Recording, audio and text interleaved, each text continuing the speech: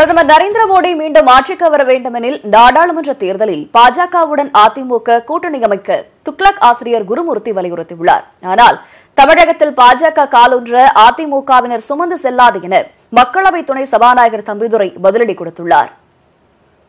நாடாளுமன்ற தேர்தலுக்கு 4 மாதங்களே உள்ள நிலையில் தேசிய அளவில் மெகா கூட்டணி அமைக்க பாஜக காங்கிரஸ் முயற்சி மேற்கொண்டு வருகின்றன. இதனிடையே துக்ளக் பத்திரிகையின் 49வது ஆண்டு விழா கோவையில் நடைபெற்றது. இதில் பேசிய அந்த பத்திரிகையின் ஆசிரியர் குருமூர்த்தி, பிரதமர் நரேந்திர மோடி மீண்டும் ஆட்சிக்கு வர வேண்டும் என்றால் பாஜகவுடன் அதிமுக இணைய வேண்டும் என்று வலியுறுத்தினார். தமிழ்நாட்டினுடைய நிலைமையை பார்த்தால் நரேந்திர மோடிக்கு எதிரான ஒரு கூட்டணி அமைந்திருக்கிறது. நரேந்திர மோடியை தடுக்க வேண்டும் என்பதற்காக, நரேந்திர மோடி பிரதமராக கூடாது என்பதற்காக அந்த கூட்டணியை திமுக அந்த கூட்டணியுடைய தலைமையேற்றிருக்கிறது.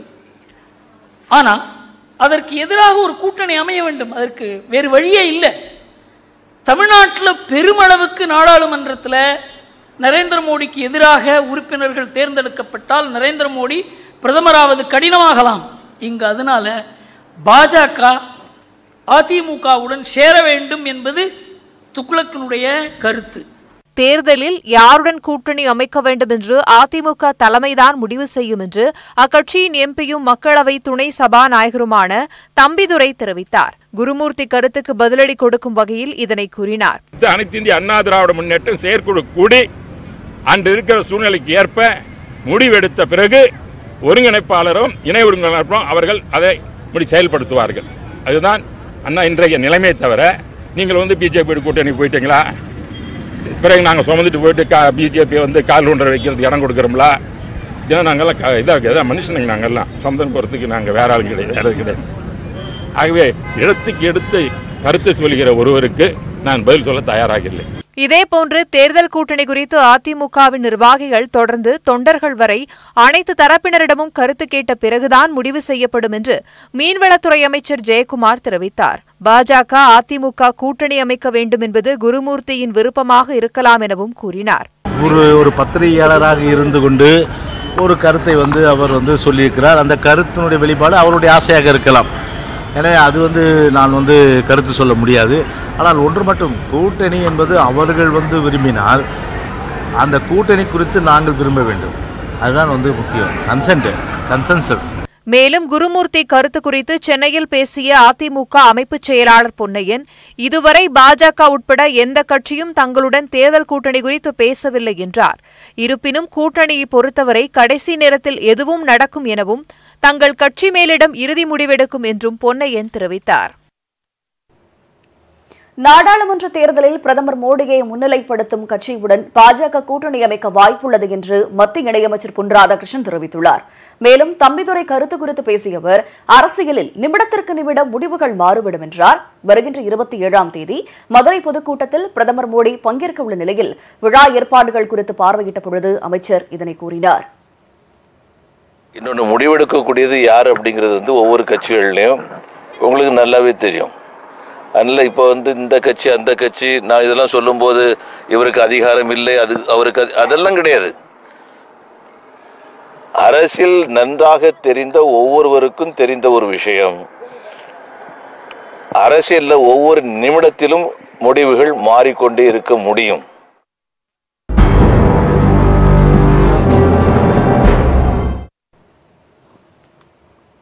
கர்நாடக மாநிலத்தில் அரசியல் குழப்பம் 3 நாட்களாக நீடித்து வரும் நிலையில் நாளை காங்கிரஸ் கட்சியின் எம்எல்ஏக்கள் கூட்டம் நடைபெறவுள்ளது.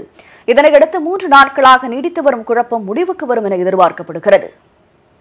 காங்கிரஸ் கட்சியை சேர்ந்த 3 எம்எல்ஏக்களை மும்பையில் உள்ள விடுதியில் தங்க வைத்து பாஜக பேரம் பேசி வருவதாக கர்நாடக அமைச்சர் சிவக்குமார் குற்றம் சாட்டியதில் இருந்து தொடங்கியது கர்நாடக மாநில அரசியல் குழப்பம். சுயேட்சை எம்எல்ஏக்கள் 2 பேர் அரசுக்கு அளித்து வந்த ஆதரவை விலக்கிக் கொள்ள களம் சூடு பிடித்தது. இதையடுத்து பாஜக எம்எல்ஏக்கள் ஹரியானா மாநிலம் குருகிராமில் உள்ள தனியார் விடுதியில் முகாமிட்டனர். இதனிடையே கர்நாடகாவின் பல்வேறு பகுதிகளில் காங்கிரஸ் கட்சியினர் பாஜகவை கண்டித்து ஆர்ப்பாட்டத்தில் ஈடுபட்டனர். காங்கிரஸ் எம்எல்ஏக்களை விலைக்கு வாங்க பாஜக முயல்வதாகவும் அவர்கள் குற்றம் சாட்டினர். பெங்களூருவில் நடைபெற்ற போராட்டத்தின் போது பாஜக குதிரை பேரத்தில் ஈடுபடுவது போன்ற நாடகத்தை அரங்கேற்றினர்.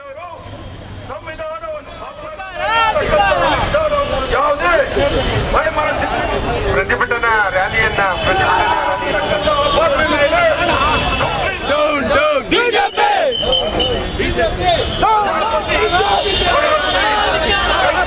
இந்நிலையில் கர்நாடகாவுக்கு திரும்பிய அந்த மாநில பாஜக தலைவர் எடியூரப்பா பணம் மற்றும் அமைச்சர் பதவிகளை வழங்குவதாக கூறி முதலமைச்சர் குமாரசாமி பாஜக எம்எல்ஏக்களை இழுக்க முயற்சிப்பதாக குற்றம் சாட்டியுள்ளார். பாஜக எம்எல்ஏக்களிடம் குமாரசாமியே நேரடியாக பேரம் பேசுவதாகவும் எடியூரப்பா தெரிவித்தார். பெங்களூருவில் முதலமைச்சர் குமாரசாமி மற்றும் துணை முதலமைச்சர் ஜி பரமேஸ்வரா ஆகியோர் கூட்டாக செய்தியாளர்களை சந்தித்தனர். அப்போது அரசுக்கு போதுமான சட்டப்பேரவை உறுப்பினர்களின் ஆதரவு உள்ளதாக குமாரசாமி தெரிவித்தார். அரசு தொடர்ந்து நீடிப்பதில் எந்த குழப்பமும் இல்லை என்றும் அவர் கூறினார். இந்நிலையில் காங்கிரஸ் கட்சியின் எம்எல்ஏக்கள் கூட்டம் நாளை முன்னாள் முதலமைச்சர் சித்தராமையாவின் வீட்டில் நடைபெறவுள்ளது. இந்த கூட்டத்தில் பங்கேற்காத எம்எல்ஏக்கள் மீது கட்சி தாவல் தடை சட்டத்தின் கீழ் நடவடிக்கை எடுக்கப்படும் என்று சித்தராமையா எச்சரித்துள்ளார். இந்த கூட்டத்திற்கு பிறகு குருகிராமில் முகாமிட்டுள்ள பாஜக எம்எல்ஏக்கள் கர்நாடகா திரும்புவார்கள் என்றும் அதையடுத்து கர்நாடக அரசியல் குழப்பங்கள் முடிவுக்கு வரும் என்றும் எதிர்பார்க்கப்படுகிறது. காணும் பொங்கலை ஒட்டி தமிழகத்தின் பல்வேறு சுற்றுலா தலங்களில் பொதுமக்களின் கூட்டம் அலைமோதியது. சென்னை மெரினா உள்ளிட்ட மக்கள் அதிகம் கூடும் இடங்களில் பலத்த போலீஸ் பாதுகாப்பு போடப்பட்டிருந்தது. பொங்கல் விழாவின் இறுதி நாளில் காணும் பொங்கல் பண்டிகை கொண்டாடப்படுகிறது. பொழுதுபோக்கு தலங்களில் குடும்பத்தினருடன் மக்கள் பொழுதை கழிப்பது காணும் பொங்கலின் சிறப்பு. அந்த வகையில் சென்னை மெரினா கடற்கரை, பெசநகர் கடற்கரையில் மக்கள் கூட்டம் அலைமோதியது.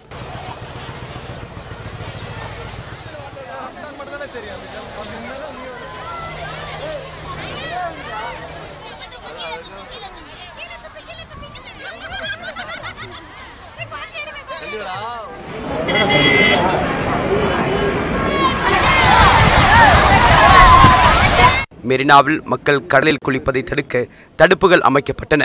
15 காவல் உதவி மையங்கள் அமைக்கப்பட்டு 5000 போலீசார் பாதுகாப்பு பணியில் ஈடுபடுத்தப்பட்டனர். தீவுத்திடல் சுற்றுலா பொருட்காட்சி, கிண்டி சிறுவர் பூங்கா, காந்தி மண்டபம், வண்டலூர் உயிரியல் பூங்கா, பொழுதுபோக்கு அம்சங்கள் கொண்ட வணிக வளாகங்கள், திரையரங்குகளிலும் மக்கள் கூட்டம் அலைமோதியது. சென்னையில் சுற்றுலா தலங்களுக்கு மக்கள் சென்று வர வசதியாக 450 சிறப்பு பேருந்துகள் இயக்கப்பட்டன. ஒகேனக்கல்லில் சுற்றுலா பயணிகள் குவிந்ததால் பாதுகாப்பாக பரிசல் பயணம் மேற்கொள்ள மாவட்ட நிர்வாகம் பல்வேறு நடவடிக்கைகளை எடுத்தது. சுற்றுலா பயணிகளின் வருகை அதிகரித்ததால் பரிசல் ஓட்டிகள், மசாஜ் தொழிலாளர்கள் மகிழ்ச்சி அடைந்தனர்.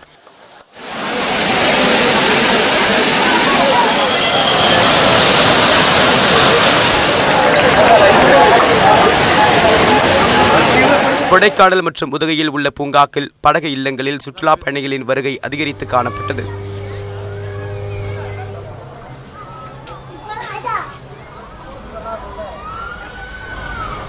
கன்னியாகுமரியில் சுவாமி விவேகானந்த நினைவு மண்டபம், திருவள்ளுவர் சிலை உள்ளிட்ட சுற்றுலா தலங்களில் மக்கள் கூடி காணும் பொங்கலை கொண்டாடினர். திற்பரப்பு அருவி மற்றும் சர்வதேச சுற்றுலா தலமான முக்கடல் சங்கமத்திலும் கூட்டம் அலைமோதியதால் வியாபாரிகள் மகிழ்ச்சி அடைந்தனர். பத்மநாபபுரம் அரண்மனை, மாத்தூர், தொட்டிப்பாலம் உள்ளிட்ட பகுதிகளில் 1200 போலீசார் பாதுகாப்பு பணியில் ஈடுபட்டனர். நெல்லை குற்றாலத்தில் குவிந்த சுற்றுலா பயணிகள் அருவிகளில் நீர்வீழ்ச்சி குறைவாக இருந்ததால் ஏமாற்றம் அடைந்தனர். திருச்செந்தூர் அருகே உள்ள மணப்பாடு கடற்கரையில் சுற்றுலா பயணிகள் குளித்து ஆட்டம் போட்டனர். புதுச்சேரியில் உள்ள சுற்றுலா தலங்களில் மக்கள் கூட்டம் அலைமோதியது. கடற்கரை, படகு குழாம் உள்ளிட்ட பகுதிகளில் 650 போலீசார் பாதுகாப்பு பணியில் ஈடுபட்டனர். புதுச்சேரி கடற்கரை சாலையில் போக்குவரத்துக்கு தடை விதிக்கப்பட்டது. மேலும் கடலில் இறங்கி குளிக்கவும் சுற்றுலா பயணிகளுக்கு தடை விதிக்கப்பட்டது.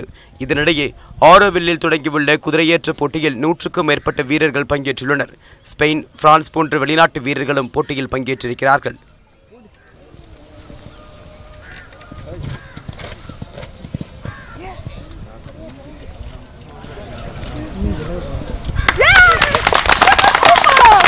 நான்கு நாட்கள் நடைபெறும் இந்த போட்டியில் குதிரையை கட்டுப்படுத்துதல், நடைபயிற்சி உள்ளிட்ட சுற்றுகள் முதலில் நடைபெற்றன.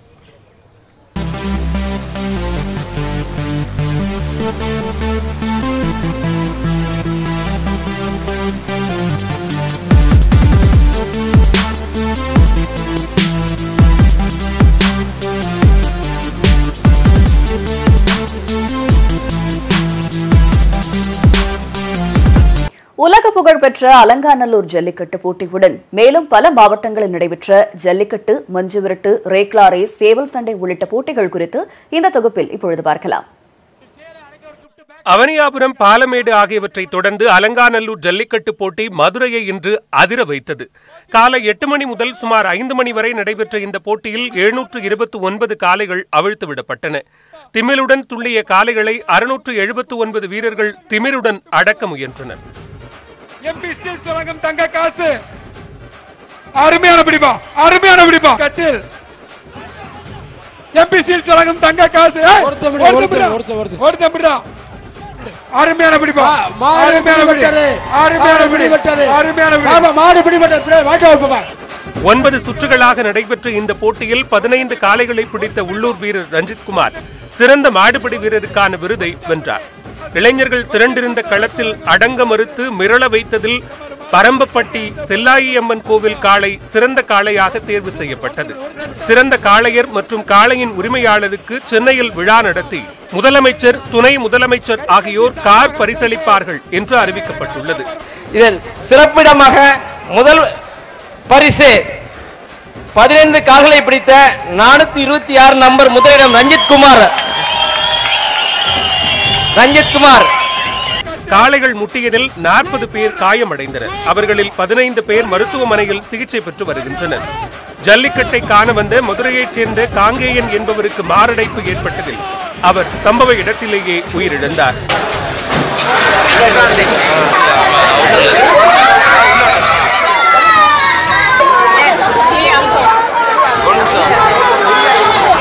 திருச்சி, மணப்பாறை, கரூர், ஆற்றிமலை, திண்டுக்கல், நத்தமாடிப்பட்டி ஆகிய இடங்களிலும் ஜல்லிக்கட்டு போட்டிகள் நடைபெற்றன.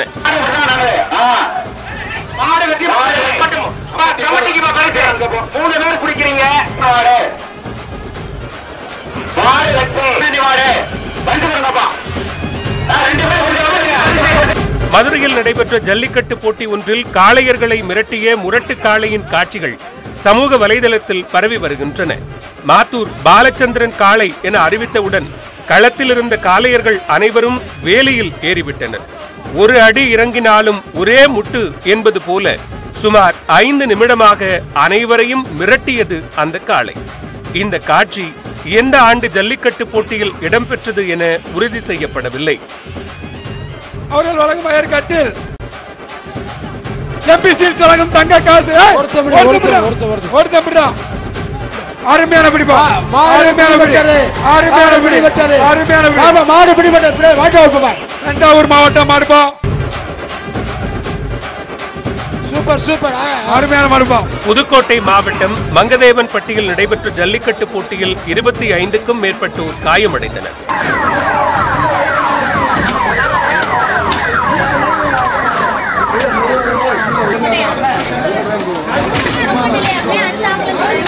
புதுச்சேரி குயிலாப்பாளையம் மாரியம்மன் கோவில் சார்பில் மஞ்சுவிரட்டு போட்டி நடைபெற்றது. அப்போது ஏராளமான சிறுவர்களும் இளைஞர்களும் மாடுகளை உற்சாகத்துடன் விரட்டிச் சென்றனர்.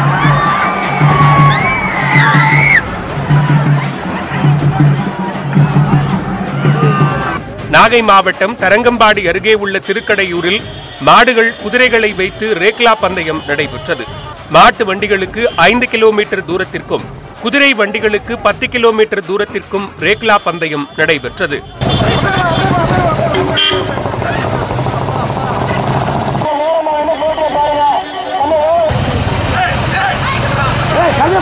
இதேபோன்று ஆந்திரா, தெலுங்கானா மாநிலங்களில் அறுவடை திருவிழாவை முன்னிட்டு சேவல் சண்டை போட்டிகள் ரெக்கை கட்டின.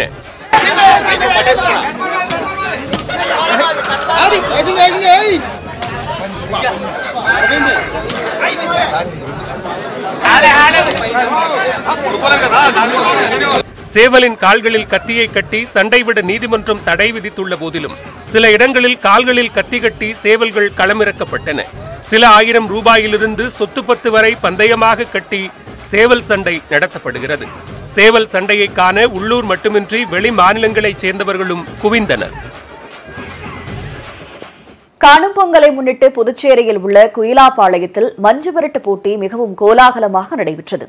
இதனை உள்ளூர் மக்கள் மட்டுமல்லாது ஏராளமான வெளிநாட்டினரும் கண்டு மகிழ்ந்தனர். பண்டிகை காலம் என்றாலே கொண்டாட்டங்களுக்கு ஒருபோதும் பஞ்சமே இருப்பதில்லை. அதுவும் காணும் பொங்கல் பண்டிகை என்றால் உற்சாகம் கரைபுரண்டு ஓடும். இதை நிரூபிக்கும் விதமாக புதுச்சேரி ஆரோவில் அருகே குயிலாப்பாளையத்தில் ஏற்பாடு செய்யப்பட்டிருந்த மஞ்சுவிரட்டு விழாவை கண்டு மகிழ ஆயிரக்கணக்கான மக்கள் ஒரு படைபோல் திரண்டு வந்திருந்தனர். 50 ஆண்டுகளுக்கும் மேலாக மாரியம்மன் கோவில் திருவிழா மற்றும் மஞ்சுவிரட்டு போட்டிகள் வெகு சிறப்பாக நடந்து வருகின்றன. இதன் அடிப்படையில் மாரியம்மன் கோவில் அருகே உள்ள திடலில் மஞ்சுவிரட்டு போட்டியை முன்னிட்டு கோவிலிலிருந்து அலங்கரிக்கப்பட்ட அம்மன் சிலை கொண்டுவரப்பட்டு சிறப்பு அபிஷேகம் மற்றும் ஆராதனைகள் நடைபெற்றன. பின்னர் ஊர் எல்லையிலிருந்து காத்தவராய சுவாமி சிலை பரிவார மூர்த்திகளுடன் ஊர்வலமாக கோயிலை சுற்றி திடலுக்கு கொண்டுவரப்பட்டது. இதனைத் தொடர்ந்து மஞ்சுவிரட்டில் பங்கேற்பதற்காக மாடுகள் திடலுக்கு கொண்டுவரப்பட்டன.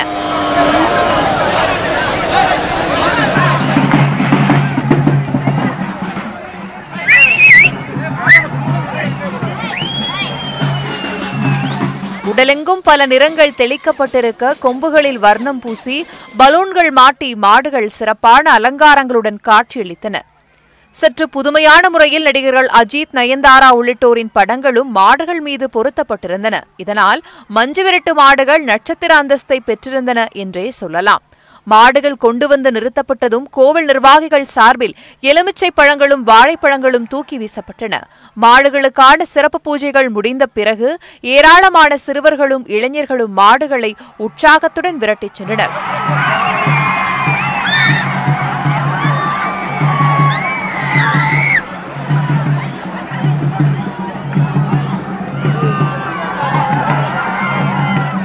மஞ்சு விரட்டு போட்டியை உலகெங்கிலும் பல நாடுகளைச் சேர்ந்த மக்கள் குடும்பத்தோடு கண்டு ரசித்தனர். I'm from Italy. I'm here for a few weeks. It was very exciting. I was scared, but it was very exciting, and I really enjoyed the atmosphere, the feeling, and I think that India is really an incredible country. மொத்தத்தில் பாரம்பரியம், கொண்டாட்டம், பண்டிகை ஆகிய 3 அம்சங்களும் சங்கமித்த மகிழ்ச்சிகரமான நிகழ்வாக மஞ்சுவிரட்டு போட்டி அமைந்திருந்தது. பேருந்து மீது கல் வீசிய வழக்கில் தண்டனையை ரத்து செய்யக் கோரி முன்னாள் அமைச்சர் பாலகிருஷ்ண ரெட்டி உச்சநீதிமன்றத்தில் மேல்முறையீடு செய்துள்ளார். தமிழக கர்நாடக எல்லைப் பகுதியில் கடந்த 1998ஆம் ஆண்டில் நடந்த கலவரத்தில் பேருந்துகள் மீது கல்வீசி தாக்கியதாக முன்னாள் அமைச்சர் பாலகிருஷ்ண ரெட்டி மீது புகார் எழுந்தது. இந்த விவகாரத்தில் மொத்தம் 108 பேர் மீது குற்றஞ்சாட்டப்பட்டது. இந்த வழக்கை விசாரித்த சென்னை சிறப்பு நீதிமன்றம் பாலகிருஷ்ண ரெட்டிக்கு 3 ஆண்டு சிறை தண்டனை விதித்தது.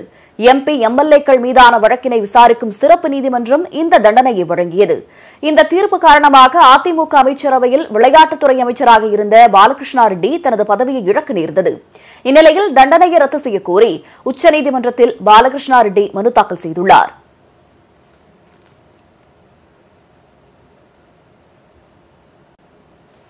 கல்வீச்சு வழக்கில் எம்எல்ஏ பதவியை இழந்த பாலகிருஷ்ண ரெட்டி பற்றிய அறிவிக்கையை சட்டப்பேரவை செயலகம் வெளியிடாமல் இருப்பது சர்ச்சை ஏற்படுத்தியுள்ளது. கடந்த 2014ஆம் ஆண்டில் சொத்து குவிப்பு வழக்கில் ஜெயலலிதா பதவி இழந்த பொழுது தமிழக சட்டப்பேரவை செயலகம் சார்பில் அது பற்றிய அறிவிக்கையை உடனே வெளியிட்டது. எனினும் கல்வீச்சு வழக்கில் பதவி இழந்த பாலகிருஷ்ண ரெட்டியின் பதவி இழப்பு குறித்து சட்டப்பேரவை செயலகத்தில் இதுவரை அறிவிக்கை வெளியிடப்படவில்லை. மேலும் அவரது ராஜினாமா ஏற்கப்பட்டு அவரது துறை பொறுப்பு செங்கோட்டையனுக்கு கூடுதலாக ஒதுக்கப்பட்டுள்ளது. எனினும் சட்டப்பேரவை செயலக இணையதளத்தில் பாலகிருஷ்ண ரெட்டியின் பெயர் தொடர்ந்து இடம்பெற்றுள்ளது. இளைஞர் நலன் மற்றும் விளையாட்டுத்துறை அமைச்சர் என்றே குறிப்பிடப்பட்டுள்ளது குறித்தும் தொகுதி காலியானது குறித்தும் அறிவிப்பு வெளியிடாதது ஏன் என எதிர்க்கட்சிகள் கேள்வி எழுப்பியுள்ளன.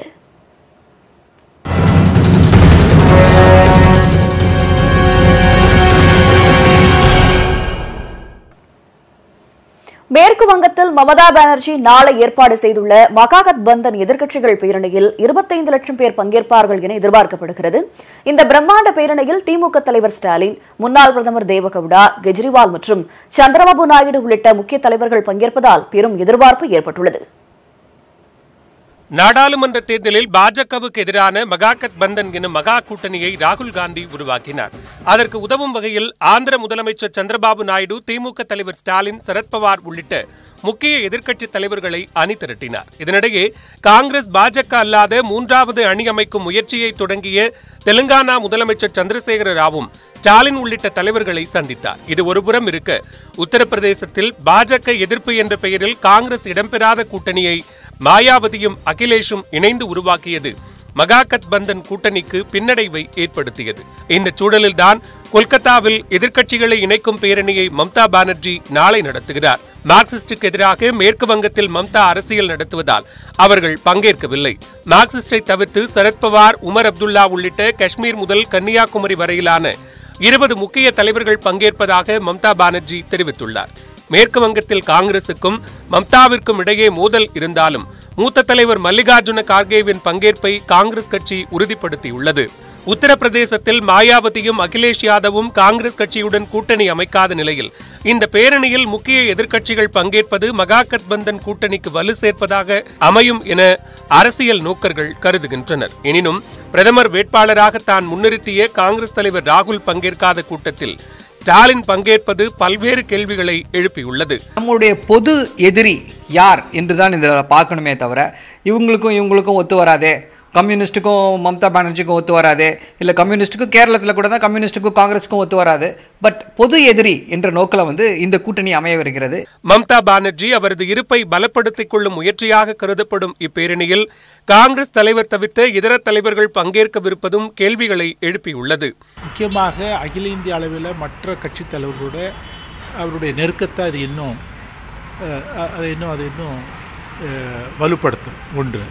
ரெண்டாவது, இவருடைய கட்சியுடைய நிலைப்பாட்டை பற்றி சொல்வதற்கு, தெளிவுபடுத்துவதற்கு அது உதவும். நாடே உற்றுநோக்கும் இப்பேரணியில் ஸ்டாலினின் பங்கேற்பு தேசிய அளவிலான தலைவராக அவரை நிலைநிறுத்திக் கொள்ள மேலும் உதவும் என்பது உறுதி. மகாராஷ்டிராவில் உள்ள பார்களில் டிஸ்கோ ஆட தடையில்லை என்றும் அதே சமயம் பணத்தை வாரி இறைக்க தடை விதித்தும் உச்சநீதிமன்றம் உத்தரவிட்டுள்ளது. இளம் தலைமுறையினரை பாழாக்குவதாக கூறி மகாராஷ்டிராவில் உள்ள மதுபான பார்களில் டான்ஸ் ஆடுவது உள்ளிட்ட பல்வேறு கெடுபீடுகளை விதித்து அம்மாநில அரசு 2016ஆம் ஆண்டு தடை விதித்தது. அதனை எதிர்த்து பார் உரிமையாளர்கள் வழக்கு தொடர்ந்தனர். இதனை விசாரித்த உச்சநீதிமன்றம் முழுக்க அனைத்து நடவடிக்கைகளையும் தடை செய்வது தவறு என தெரிவித்துள்ளது. நடனம் ஆடுவதற்கு தடையில்லை என தெரிவித்துள்ள உச்சநீதிமன்றம் டிப்ஸ் கொடுப்பதற்கும் தடையில்லை என்று தெரிவித்துள்ளது.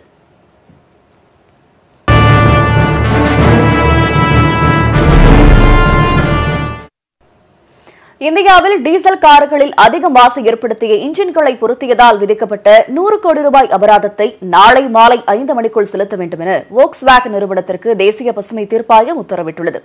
அபராதம் செலுத்தாவிட்டால் இயக்குநர்கள் சிறை செல்ல வேண்டும் என்றும் எச்சரித்துள்ளது. ஜெர்மனியைச் சேர்ந்த போக்ஸ்வேகன் நிறுவனத்தின் டீசல் கார்களில் நிர்ணயிக்கப்பட்டதை விட அதிக புகை வெளியாவதை 2015ஆம் ஆண்டு அமெரிக்கா கண்டுபிடித்தது. அப்போது உலகம் முழுவதும் 85 லட்சம் கார்களில் இதுபோன்ற முறைகேடு செய்திருந்தது கண்டுபிடிக்கப்பட்டது. அந்நிறுவனம் கூறியிருந்ததை விட 40 மடங்கு நைட்ரஸ் ஆக்சைடு வாயுவை கூடுதலாக வெளியேற்றியதும் தெரியவந்தது.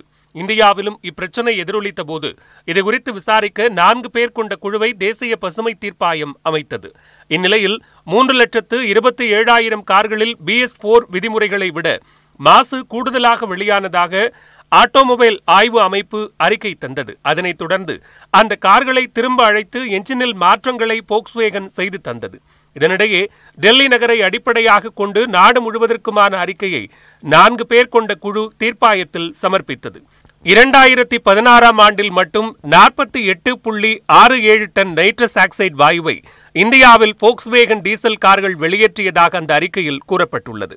அதைத் தொடர்ந்து 178 கோடி ரூபாய் அபராதம் விதித்து அதில் 100 கோடி ரூபாயை செலுத்த கடந்த நவம்பர் 16இல் தீர்ப்பாயம் உத்தரவிட்டது. அபராதத்தை செலுத்தாத போக்ஸ்வேகன் நிறுவனத்தை கண்டித்த தீர்ப்பாயம் நாளைக்குள் 100 கோடி ரூபாயை செலுத்தாவிட்டால் இயக்குநர்கள் சிறை செல்ல நேரிடும் என்று எச்சரித்துள்ளது. தேசிய பசுமை தீர்ப்பாயம் விதித்துள்ள அபராதம் கெடு முடிவதற்குள் செலுத்தப்படும் என்று போக்ஸ்வேகன் நிறுவனம் தெரிவித்துள்ளது. எம்ஜிஆரின் 102வது பிறந்தநாள் விழா தமிழகம் முழுவதும் கோலாகலமாக கொண்டாடப்பட்டது.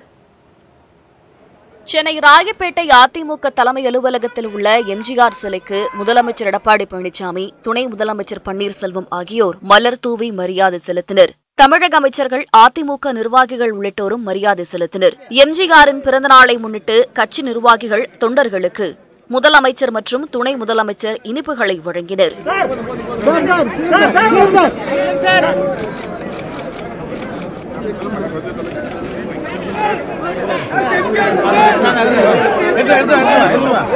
நிகழ்ச்சியின் நிறைவாக தொண்டர்கள் மற்றும் பொதுமக்களுக்கு அன்னதானம் மற்றும் நலத்திட்ட உதவிகள் வழங்கப்பட்டன. அதனைத் தொடர்ந்து எம்ஜிஆர் உருவம் பொறித்த சிறப்பு நாடகத்தை சென்னையில் முதல்வர் பழனிசாமி வெளியிட்டார். சென்னை எம்ஜிஆர் மருத்துவ பல்கலைக்கழக வளாகத்தில் நடைபெற்ற இந்நிகழ்ச்சியில் முதலமைச்சர் பழனிசாமி, துணை முதலமைச்சர் பன்னீர்செல்வம் மற்றும் அமைச்சர்கள் கலந்து கொண்டனர். சென்னை காமராஜர் சாலையில் எம்ஜிஆர் நூற்றாண்டு நினைவு வளைவு திறக்கப்பட்டது. 2,52,00,000 ரூபாய் செலவில் இந்த நூற்றாண்டு வளைவு அமைக்கப்பட்டுள்ளது. எம்ஜிஆரின் பிறந்தநாளை ஒட்டி அவரது நினைவிடம் முழுவதும் பூக்களால் அலங்கரிக்கப்பட்டது. ஏராளமானோர் அவரது நினைவிடத்தில் மலர் தூவி அஞ்சலி செலுத்தினர். வேலூர் மாவட்டம் குடியாத்தத்தில் யானை, குதிரை மற்றும் ஒட்டகங்களில் அதிமுக தொண்டர்கள் நகர்வலம் வந்தனர். குடியாத்தம் தென் குளக்கரையில் இருந்து மேளதாளங்கள் முழங்க ஊர்வலம் நடைபெற்றது. ஊர்வலம் வரும் வழியெங்கும் சிலம்பாட்டம், புலியாட்டம் ஆகிய பாரம்பரிய விளையாட்டுகளும் அரங்கேறின. கடலூரில் அதிமுக நிர்வாகி பொதுமக்களுக்கு 50 ரூபாய் வழங்கிய நிலையில் கூட்டம் அதிகமாக கூடியதால் அவர் பாதியிலேயே அங்கிருந்து புறப்பட்டு சென்றார். கடலூர் கிழக்கு மாவட்ட அதிமுக சார்பில் மணிக்கூண்டு அருகில் உள்ள எம்ஜிஆர் சிலைக்கு மாலை அணிவித்து மரியாதை செலுத்தப்பட்டது. தொடர்ந்து காணும் பொங்கலை முன்னிட்டு நகர்மன்ற துணைத் தலைவர் சேவல்குமார் பொதுமக்களுக்கு 50 ரூபாய் நோட்டுகளை அள்ளி வழங்கினார். தகவலறிந்த மக்கள் கூட்டம் அதிக அளவில் கூடியதாலும் போக்குவரத்து பாதிக்கப்பட்டதாலும் அவர் அங்கிருந்து கார் மூலமாக வேகமாக புறப்பட்டு சென்றார். இதேபோல தமிழகமெங்கும் எம்ஜிஆர் பிறந்தநாள் விழா கொண்டாட்டங்கள் சிறப்பாக நடைபெற்றன.